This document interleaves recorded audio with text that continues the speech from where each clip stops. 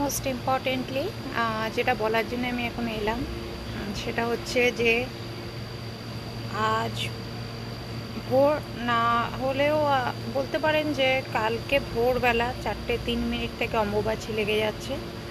সেটা ছাড়বে হচ্ছে সোমবার দিন 6:05 তিথি অনুযায়ী, কিন্তু শাস্ত্র অনুযায়ী নিয়ম অনুযায়ী মঙ্গলবারের আগে মায়ের মন্দির মায়ের দর্শন করা হবে না। এবং এটা শুধু যে বাঙালিদের শাস্ত্রে এটা না, এটা অ্যাক্রস দ্য ওয়ার্ল্ডে যেখানে যেখানে আমাদের হিন্দু মন্দির আছে সেখানে সব জায়গায় নিয়ম মানা হয়।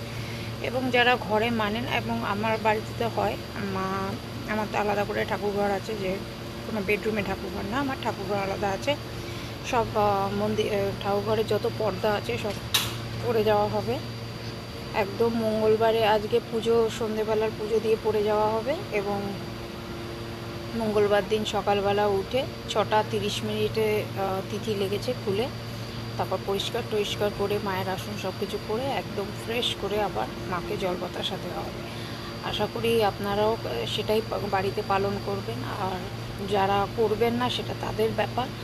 কিন্তু আমি যতটাই মডার্ন হই না কেন, রিলিজিয়াসলি মেনটেন